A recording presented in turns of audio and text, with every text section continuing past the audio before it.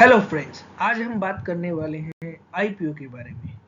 आज हम जानेंगे व्हाट इज आईपीओ। आईपीओ का मतलब है initial public offering. An IPO is the process by which a private company offers its shares to the public for the first time becoming a public listed company. यहाँ दो चीजें गौर करने की है। पहली बार फॉर द फर्स्ट टाइम, और कौन सी कंपनी? प्राइवेट कंपनी जब अपने शेयर्स पब्लिक को देती है तो वह एक आईपीओ ला रही होती है, और वो आईपीओ लाने के बाद वो कंपनी कही जाती है पब्लिक लिस्टेड कंपनी।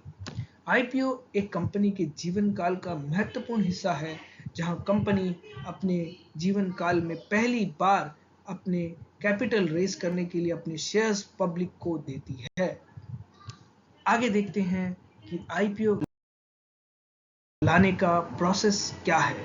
आईपीओ लाने के लिए एक कंपनी जनरली इन्वेस्टमेंट बैंक्स या अंडरराइटर्स को हायर करती है जो उन्हें गाइड करते हैं। उसके बाद कंपनी अपना प्रोस्पेक्टस रेगुलेटरी बॉडी जैसे कि सेबी इन इंडिया उसमें फाइल करती है, और वहां से इन्वेस्टर्स उसको स्टडी करके उसमें पैसा लगाते हैं। ये तीन साधारण जनरल आइडिया है आईपीओ के बारे में। आगे हम देखते हैं आईपीओ कितने प्रकार के होते हैं। आईपीओ जनरली दो प्रकार के होते हैं। पहला फ्रेश इशू और दूसरा offer for sale. Fresh issue का मतलब होता है एक कंपनी पहली बार अपने जीवन काल में अपने शेयर्स, न्यू शेयर्स जिन्हें कहा जाता है, क्योंकि जो ओनर्स होने वाले हैं वो पहली बार इस कंपनी में पैसा लगाते हैं, इसलिए कंपनी पहली बार शेयर इशू करती है, वह एक फ्रेश इशू होता है। और ओएफएस का मतलब होता है एग्जिस्टिंग जो कंपनी के शेयर होल्डर्स होते हैं वो अपना स्टेक बेच देते हैं, जिससे शेयर होल्डर्स बदल जाते हैं। कंपनी का एग्जिस्टिंग शेयर होल्डर्स से जो शेयर इन्वेस्ट करते हैं नए शेयर धारक बन जाते हैं कंपनी में। कंपनी के पास कोई पैसा नहीं आता है, उसे ओएफएस कहा जाता है।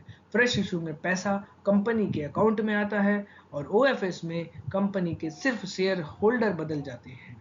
इसलिए ये दोनों ही आईपीओ के तरीके हैं, लेकिन दोनों का पर्पस अलग अलग है। फ्रेश इशू से कंपनी नया कैपिटल खड़ा करती है, ओएफएस से सिर्फ शेयर होल्डर बदल जाते हैं।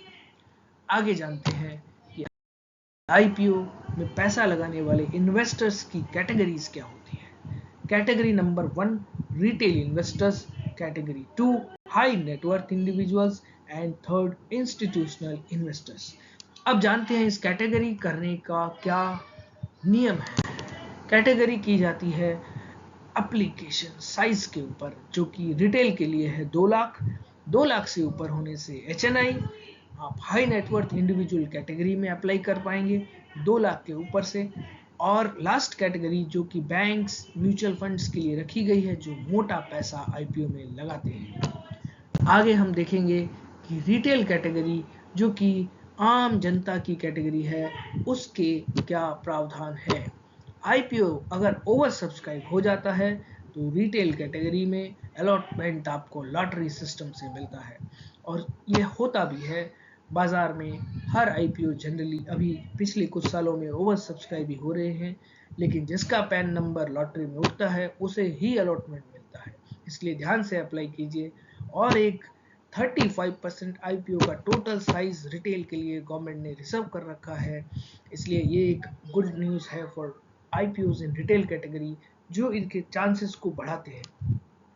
ये आम जनता को फायदा हो, इसलिए गवर्नमेंट ने ऐसा प्रावधान कर रखा है।